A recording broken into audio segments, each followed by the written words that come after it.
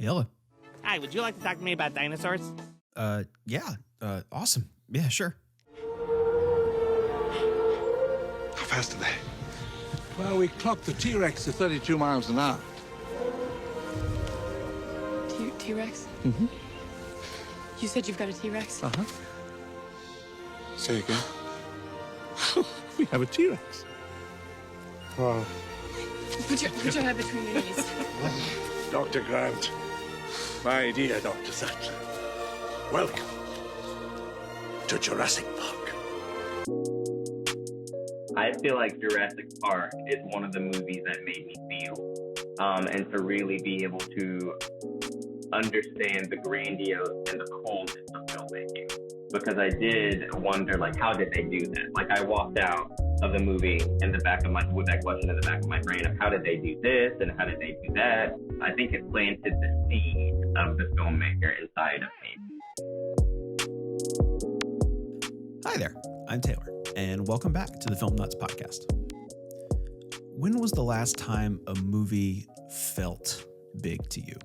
Like, not necessarily in the sense of seeing it in the theater on a large screen, but what was the last movie you saw that felt big? Something that took a hold of you and surrounded you in story, complete with visuals and sound.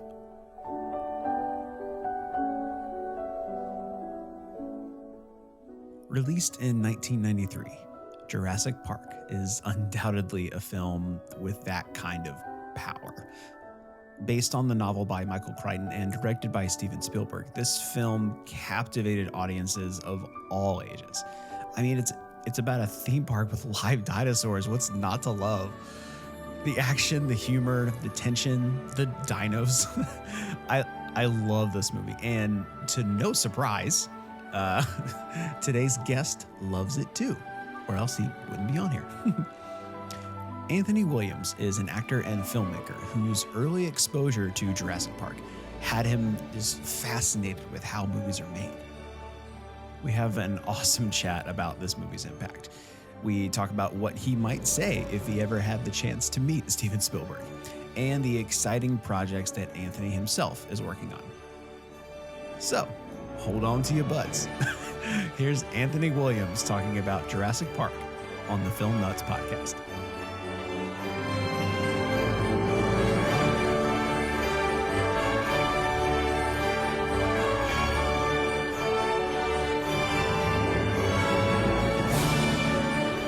Today is actually quote unquote warm. I went out to walk my dog this morning, and I always ask Alexa what the weather is. And it was like, it's 30-something degrees. And I was like, ooh, it's warm today. I don't need my winter parka. So I threw on my smaller jacket and walked outside and felt like it was spring compared to the weather we have had, which has been, the teens and the 20s. So, yeah, it's still cold, but not that bad. And how long you been up in Chicago now? Is 2 years? 2 years? It's been 3 years. I moved here in November of 2018. So about 3 years now, yeah. Wow. Feels longer, man. And you're loving it up there. I am absolutely loving Chicago. You know me, I grew up in the South. I grew up in Arkansas, Little Rock, Arkansas. And I lived in Raleigh, North Carolina for 10 years. And so Southern boy through and through, warm blood. So I don't know why I came to Chicago. But yeah, I'm absolutely loving it. I think one thing that I was craving was just to be in kind of like a city, to live in an actual quote unquote city. Raleigh is fairly big for North Carolina, but to be able to experience a city life, a different way of living, and just feel how different people operate and move throughout, their city. So Chicago is home. I love the weather when it's warm. I love being outside, especially here, taking advantage of the parks and the lakefront. And, every time I look at the downtown skyline, I just think this city is so beautiful. The food's amazing. People are nice. So if you've been, haven't you? Have you been? I actually have never been to Chicago. I know. Dude, now I'm here. You got to come. You gotta come visit. Yeah. The closest thing is I've been to the airport twice. That's about it. So, man, it feels like you've been really busy up in Chicago. Like, what do you have going on right now? Oh my gosh, yeah, it's been such a blessing. I'm an actor as well as a filmmaker, and so even before I landed here in Chicago, I was able to acquire an agent, and so I have a team of agents here, and so I'm constantly working as an actor, auditioning. I did my first SAG national commercial last year for Anheuser-Busch. Nice. Yeah, I am doing just a whole bunch of different things: commercials, industrial, short films, feature films. I'm trying to break into TV. You know, there's a lot of TV shows that are being shot here as well. So just constantly auditioning. And then, also on the filmmaker side, I'm, trying to still network and get to know people and making my way into those circles and hopefully getting a lot of productions produced and just really meeting really creative individuals here. And it really is both on the acting side and the filmmaking side. It feels very much like a community, which is what I loved about North Carolina, is the film industry felt like a community. It wasn't cutthroat like LA or New York or even sometimes Atlanta, Mexico. And so that's what I really love about it. And that's what I'm working on.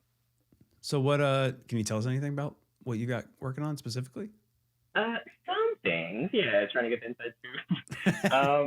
I mean, it's not a news podcast, but I'll take it. I'll take the breaking news every time. Breaking news. I am working with an amazing organization here in Chicago called Creative Cipher. And it's this film ecosystem that's the brainchild of Troy Fryer. And Troy started this organization with the idea of eliminating the need for permission. That's their motto. And they really do stand by it in everything that they do. So they work with content creators to help develop their content through mentorship. And then they, help you produce your stuff, whether that's placing you in contact with financing or producers or just people in the industry that have the know-how to help you produce your content. They help set you up with, post-production and distribution and try to help, get your film out there and get it sold. So they're really content creator driven, and they really focus on supporting content creators and the content that they want to put out into the world. And then also the content that they want to produce is not primarily, but it really does have a focus on content for people of color. We're really needing not just more content for people of color, but diverse content for people of color. And that's just not meaning only Black people, but, Black and brown people, Asian people, women, queer people, like all of it. Just be able to create that space for us to express ourselves in as well. And to be able to work along such amazing people is so great. So since we're talking about filmmaking right now, let's go ahead and dive in here, man. Tell me why you wanted to talk about Jurassic Park. I get the question all the time, like, what's your favorite movie? And it's always very hard for me to answer because in my brain I've broken them down by category. I've always been a huge fan of Steven Spielberg. Anything he does, I watch. And so I immediately was, when you asked me the film I was talking about, I was like, absolutely. There are a couple others that were floating around, and then I thought about it, and I was like, this is the movie. So Jurassic Park, to me, was one of the films that I watched when I was a kid. It came out in the early 90s. I think I was maybe 5 or 6 when I saw it. And that was the first movie experience that really stuck with me, even to this day. Like, I can remember being the kid sitting in the chair, because back when I grew up, we didn't have very much. So we had to wait for movies to come out and go to the dollar theater. And so the dollar theater, it was like every Tuesday, it was like either $5 or $3, $1, whatever special they were doing. And so that was a month after it was released in theaters. And I was always begging my parents, like, can we go see this? Can we go see it? And they said no. And so one day it was a surprise. My mom took me to go see it.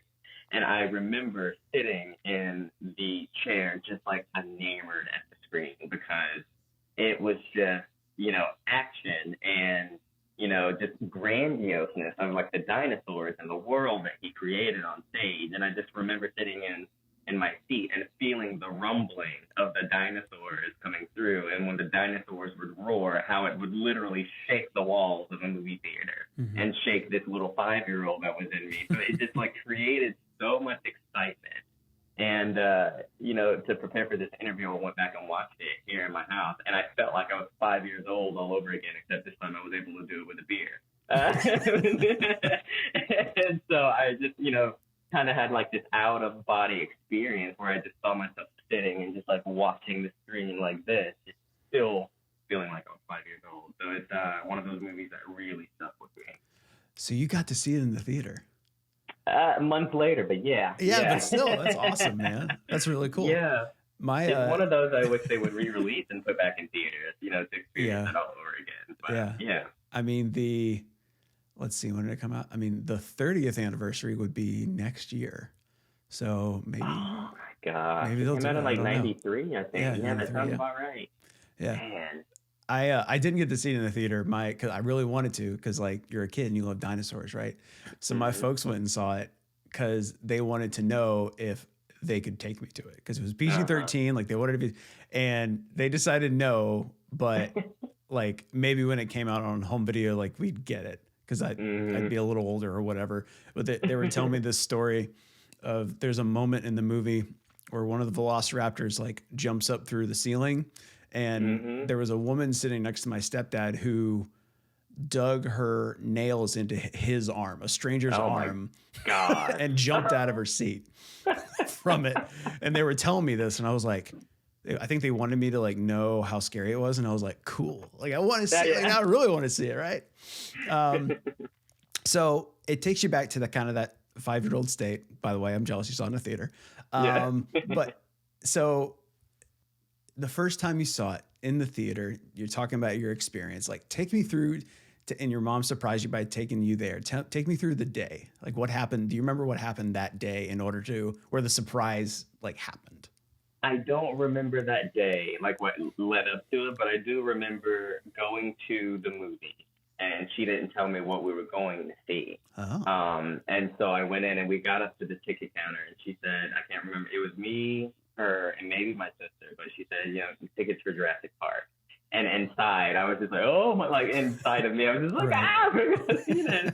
And so, like, I remember sometimes they would stop at the concession stand to get things before we went through, and I just immediately wanted to barrel through like the ticket guys and get to the theater, get the perfect seat. I was on top of it. So the excitement went from 0 to 1,000, from, the parking lot to the ticket booth. And sitting, through the previews felt like forever, because, at that time they had like so many previews.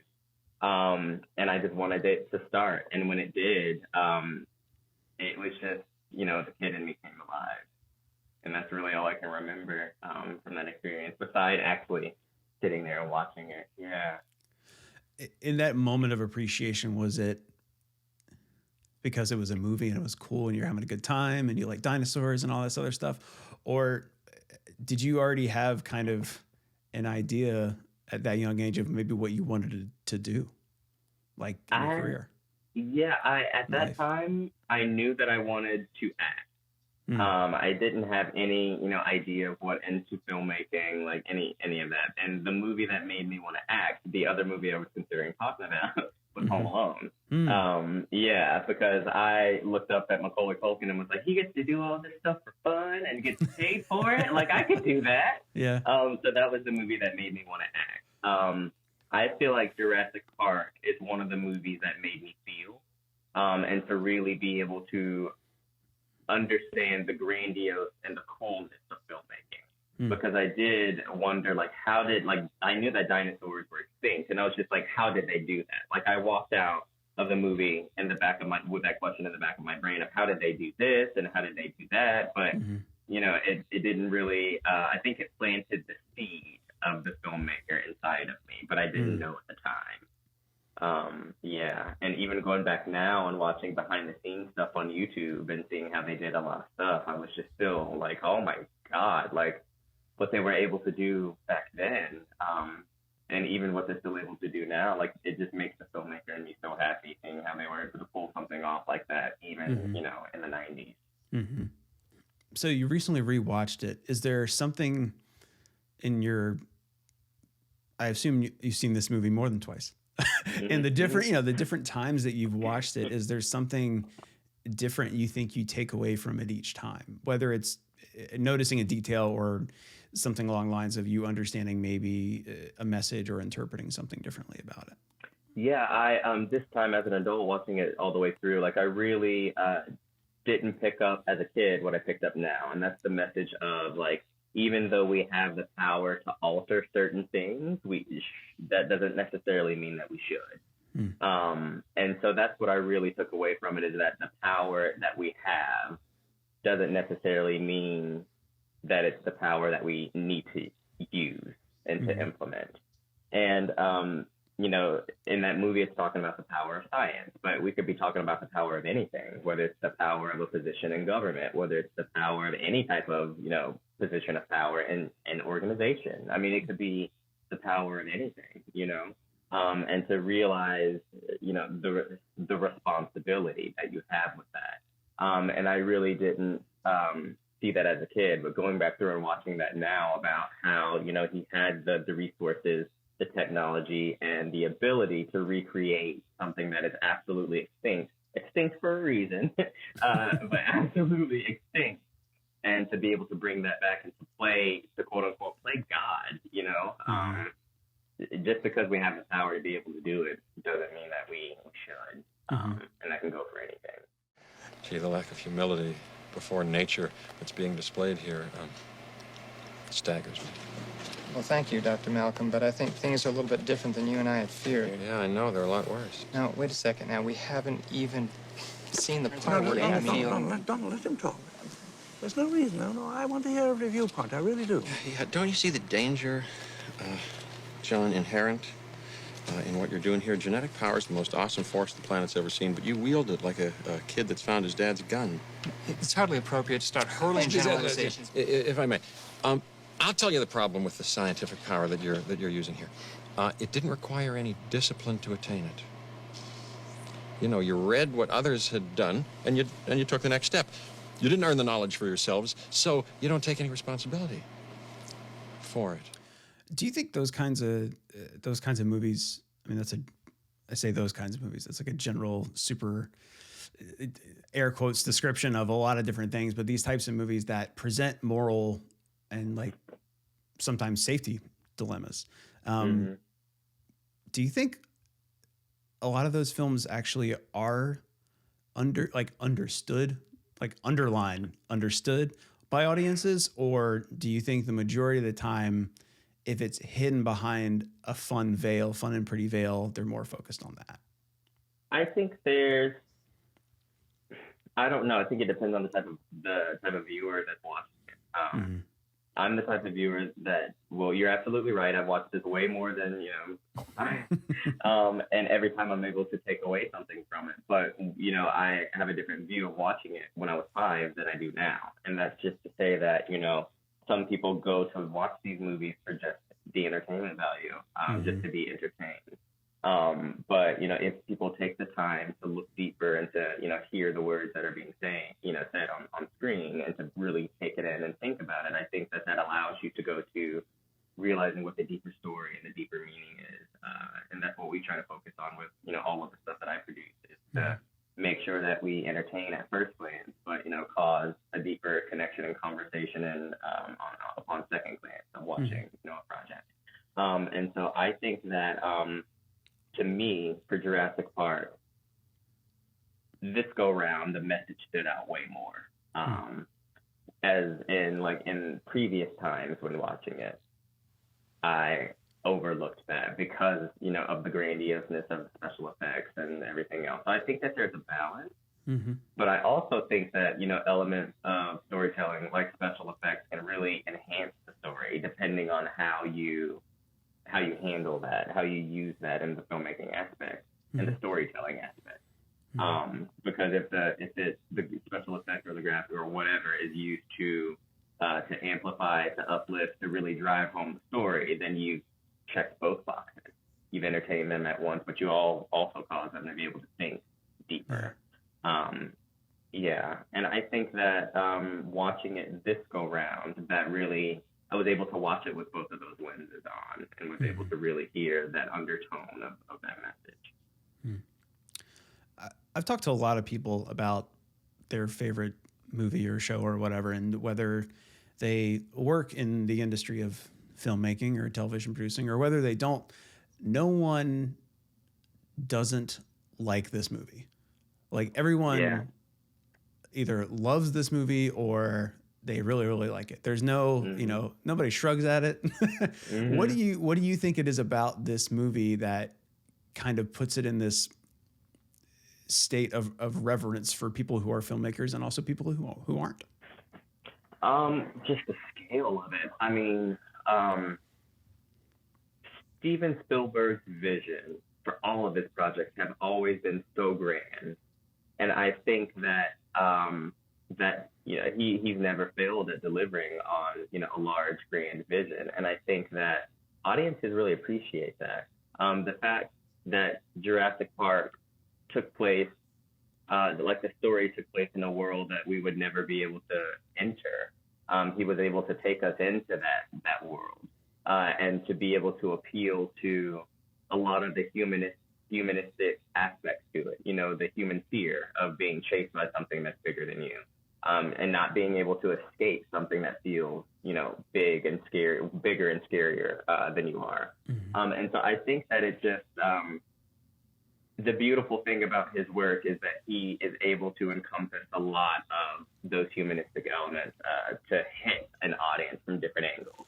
So whether it's a story, whether it's, not capitalizing, but really like accessing their fear, or really, tapping into just a grand, scheme of things.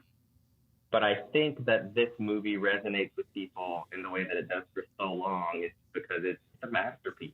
It really is a masterpiece. Like, I go back and watch other like dinosaur related movies, and it's just nowhere near the scale of what Steven Spielberg did. And I think that, like, I watched or heard something that Jurassic Park was the highest grossing film of all time until Titanic came along. So that was a good, 4 or 5 years, I think. And I think, that speaks volume. I mean, a lot of people connected with it in many different ways, and it hit many different audiences. I mean, you got kids, you've got, parents, you've got older people, it speaks to everybody. I don't know if that answers your question, but Hey, folks. Thanks so much for listening to the Film Nuts podcast. Pardon the interruption, but let me quickly tell you how you can support us. It's real easy.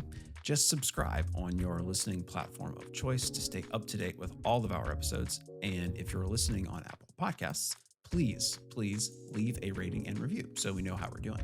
Also, it'll help us get noticed by other awesome individuals like you.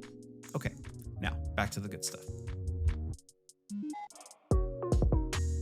With all this kind of, you obviously, you are a filmmaker, actor, writer, producer, like, you've got a knack for making stuff. Do you think you have made something that has maybe impacted a person like this movie impacted you, or that's a dream that will happen?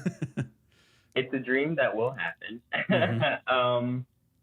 I mean, I'd like to think so. And I think that, and I was having this conversation with a friend of mine the other day who was talking about what success meant. And I think success is whatever you make it out to be. Like, it doesn't necessarily have to be, a slam dunk at the box office. Like, to me, to date, my proudest, most successful project would be my feature film Thicker Than Blood. And I say that because when we were holding our screenings, we would hold Q&A sessions afterwards and meet people who viewed the film, and being able to hear in real time how people connected to that movie was a success. Because when I set out to do that movie, my goals were to have this movie really relate to people on a human level, whether it connected to them, whether they saw themselves in it, their family in it, whether they experienced the same things that the characters were going through on screen, like just some type of connection and to be able to hear that it not only connected with people, but it exceeded what people thought, their expectations. It's success for me. Mm-hmm. I've gotten the comment, and they don't mean it this way. They're just like, "Oh my God, that really impressed me." And they're just like, I came in, because you hear independent film and you think a certain way when you hear independent film. And so I guess people thought, a certain way before going in to see it, and then walking out completely feeling something that they weren't expecting. So to have that really, that connection happen between, the project and the audience is success for me. And the fact that it's made its rounds around the country. It's been seen in different film festivals and on, different grassroots efforts. It's been in the medical field. It's been in, the LGBT circles. It's been in faith circles. It's been in, African American and nonprofit circles. So it's just really reached a lot more people than I thought it would. And it really has taken on a life of its own. I know there has been comments that said, people have said, this movie is just a movie that won't die. Like, this is a movie that just keeps going. Like, you still out here shopping this movie around? And I'm like, yeah, because it's still relevant and it's still connecting to people. So as long as it's still successful in that manner, I think the life of it will continue to go on for as long as people connect with it, So that to me is success.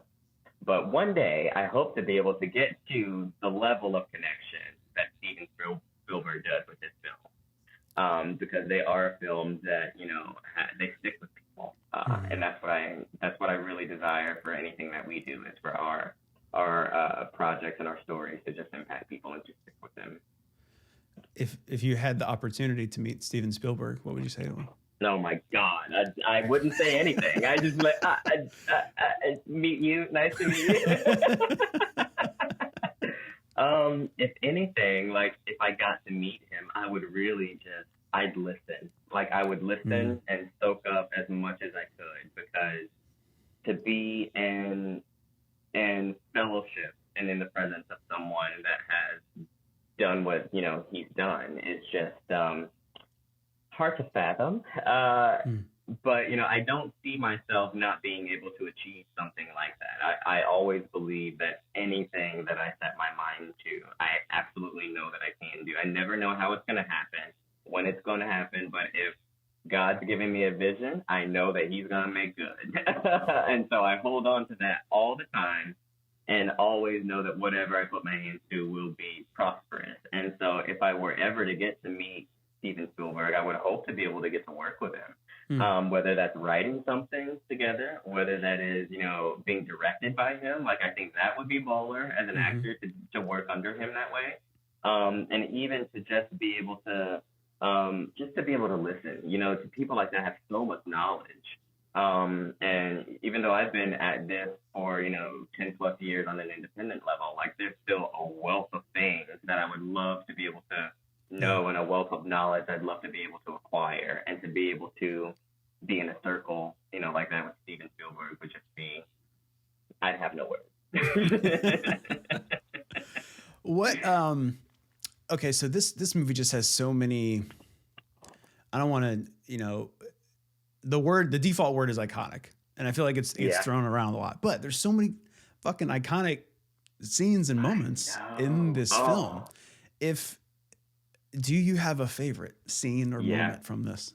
Okay, what I do. I absolutely do. It's the first time that the T-Rex is introduced. Where's the goat?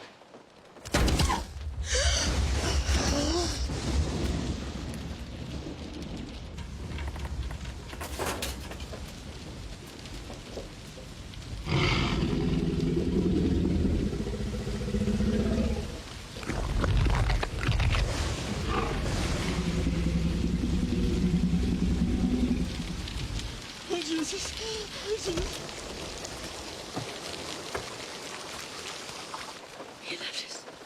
He left us.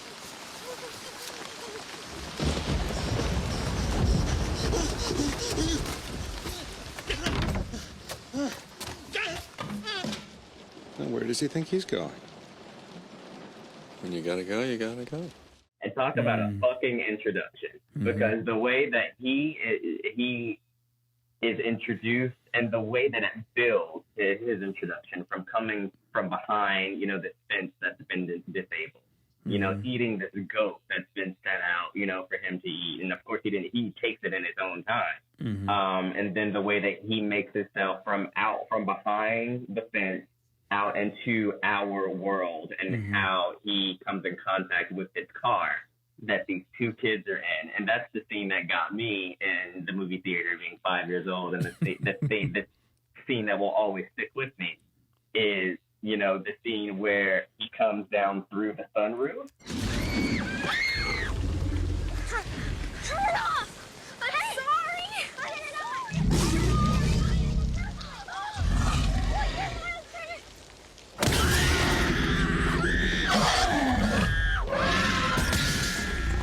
And the kids are like holding the sunroof and screaming their ass off, justifiably so.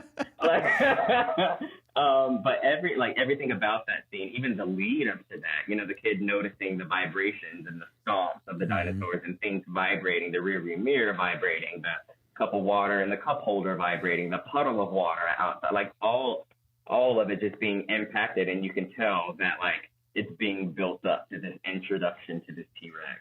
And so from that moment all the way until he rescues the kid from the car in the tree, that's to me the most iconic moment of the film, because I remember seeing it in the trailer and just being 5 years old, imagining if that was me under a T-Rex screaming my ass off, just putting myself in their shoes is iconic. I'm trying to think of another iconic scene that sticks out of my brain is the ending when he takes out the two velociraptors. Everything building up to that. The velociraptors chasing the kids through what looked like the kitchen area and getting locked in the freezer. That's my favorite scene. Yeah, and then when it looks like they're just about to get taken out, the T-Rex comes and he saves the day, man.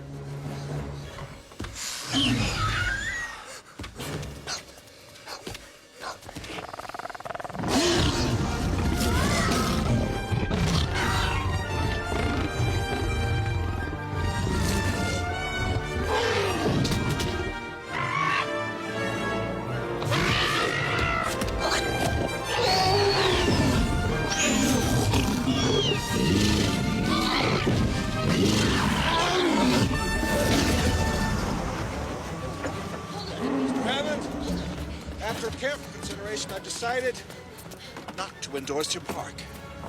So have I. Okay, this might be hard to imagine, even for me. Okay. If you met somebody who had never seen Jurassic Park, how would you get them to watch it? Ooh.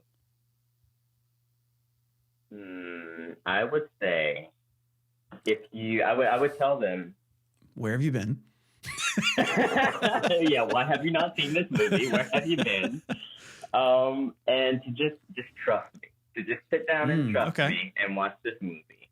It's got action, it's got thrill, it's got story. It will keep you on the edge of your seat, probably from beginning to end. And then more than likely, if you're a filmmaker like me that's never seen it, I don't imagine there's a filmmaker that hasn't seen it, but if you're like me at the end of it, you will be left asking, how did they do that? Yeah. I would tell people, this is the movie that has often left me asking, how did they pull this off? A lot of your work isn't very special effects driven. Like it's indie cinema in the best way possible. Is there, do you have a passion or desire to work on something with like obvious special effects? And Absolutely, what? Give me an example of something you might want to do. I've been really, really into action movies. Always have been. One of my favorite action movies, sci-fi action movies, is The Matrix. So I would love to be able to do an action type film with those types of special effects. The fight scenes, the car chasing scenes, the shootout scenes, the everything. Yeah. And then as far as like special effects, I would love to do something on the scale of Jurassic Park, Titanic, Avatar, something just big and grandiose. I often feel that's how my imagination works. And a lot of people look at me so crazy, like, oh my God, there's no way you can pull that off. And I'm like, oh, now you challenge me, so just sit back and watch. But yeah, I would love to be able to produce something on that scale, as well as to step into like the animation and special effects space. Like I would love to create an animated series or an animated, film, whether it's, children's driven or adult driven. But yeah, I'd love to work in that space, those spaces. We both kind of believe this movie it's almost like a piece of education, because there's so much like filmmaking knowledge kind of involved in it. Like you see things happen. You're like, oh, how did they do this? Like, how did they, what's CG and what's animatronics, like all this other stuff. Yeah. So all right, I think this might be an interesting question. Okay. If you're putting together a curriculum on filmmaking, and there were, let's just say, what might be 5 films outside of this one that you would include in that? Ooh. So another and whether it's from like a I mean, it could be the favorite stuff, or it could be more of like, is something technically marvelous to you, or is there one that's just super like dripping with emotion and it's all just on the page? Like, what do you think? One of my top movies, I'd have to say, would be Titanic. And I say that because Titanic has pretty much every genre wrapped into one story. You've got the love story, you've got the action, you've got the comedy, it's dripping with comedy in certain spaces as well. It's a very well-balanced, well-rounded, beautiful story. And then topped with like the graphics, special effects and all of that. So that would be up there for me, visual effects wise and story wise. Another movie I would definitely have to add to that list is Requiem for a Dream by Darren Aronofsky. The storytelling aspects of that just blow my mind every single time. Like the performances, like I think that I could teach filmmaking based on just that one film, from just the performances, the writing, and then talk about shooting, editing, post, all of that, the way, that all of that comes into tying in the storytelling. And then, I love stories that don't always tie things up in a pretty little bow at the end. I love stories that have real honest endings. And to me, that movie kept it real as far as their ending. So that's one that would actually make the list too for me. I'm big. I like comedy too. Like I love laughing. I would have to say that I don't know if I would teach a class or a course based off of this, but Dumb and Dumber is one of my favorite comedy movies that I would want to add to the list. And then as far as just like teaching, if we were going to talk about like teaching filmmaking, those would have to be the top 3 films, I guess. Titanic, Requiem for a Dream, and then depending on what we're talking about, Dumb and Dumber. Right. Okay. Outside of Jurassic Park. Outside of Jurassic Park. Yeah. That's so cool. So what is your biggest takeaway from Jurassic Park as a whole? Just the vision. Like the vision of this movie. I don't know what the vision was before, they got into pre-production and started it, but I imagine that it was a grand vision. And so I love being able to use this movie as well as other large films like Titanic or The Matrix or any of the like high concept films to encourage people not to shy away from your vision. Don't let people talk you in a different direction than what your vision is for your project. A lot of people may say that it's unattainable, but as we know, people don't know shit. And they really don't, and they don't know anything when it comes to the aspects of your life and your aspirations and what's placed on the inside of you. So never let people talk down your vision, your goal, your dream, because it's important to keep that alive. And so I use Jurassic Park in my personal life as well as a couple other movies because a lot of people have told me that the vision that I have for certain projects are too big and unattainable. And it might be at this point, but it doesn't mean that it is, that it's an actual fact forever. So even if somebody tells you something, that's opposite of what you know and what you feel, don't take that advice from them. Hold on to your dream, hold on to your vision, and hold on to being committed to making that happen. Because where there's a God, there's a will, there's a way. And I've learned that on my indie projects, and even, and then also another thing is you probably shouldn't share your vision with everybody. Not everybody can handle, the grandioseness of what your vision is. So being able to know and surround yourself with people who are real and truthful with you, but also that can champion you and try to get you to achieving that goal. I think that's really important because we know in this industry, we know how this industry is. Let's just say that, on the actor side of, facing a lot of rejection, and then on the filmmaker side of a lot of people saying, you can't do this can't be done.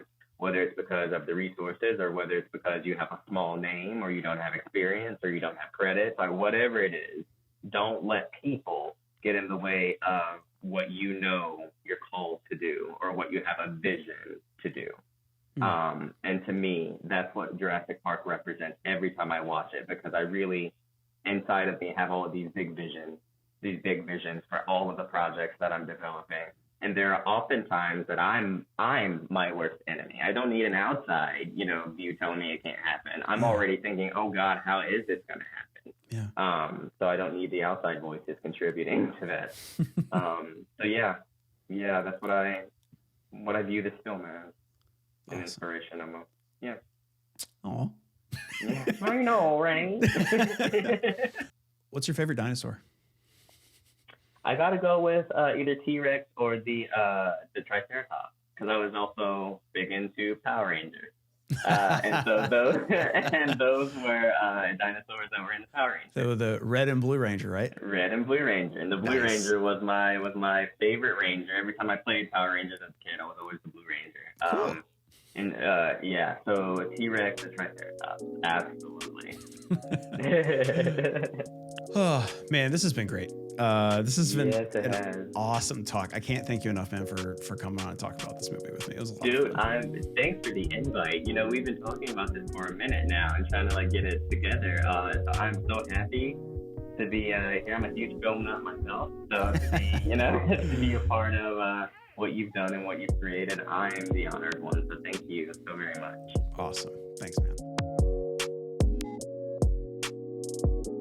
What we watch stays with us for good and bad, but the moments from film and TV that we revisit over and over again have a tendency to have their meanings evolve over time.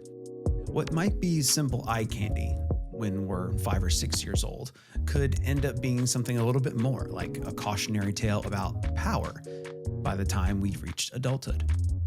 And sometimes it can be both. A Tyrannosaurus Rex size thank you to Anthony for being on the show, and a Jurassic size thank you to you for listening. If you're interested in seeing what Anthony's working on, go ahead and check out the show notes for more information. So back to my question at the top of the show. When was the last time a movie felt almost larger than life to you? I really do want to know. So let me know by reaching out on Twitter at FilmNutsPodcast or email hello@filmnutspodcast.com. This season's theme is brought to us by theDeeepEnd. Don't forget to subscribe to stay up to date with all of our episodes, and leave us a rating and review on Apple Podcasts to let us know how we're doing. Thanks again so much for listening. Until next time, here's Jeff Goldblum making very weird noises.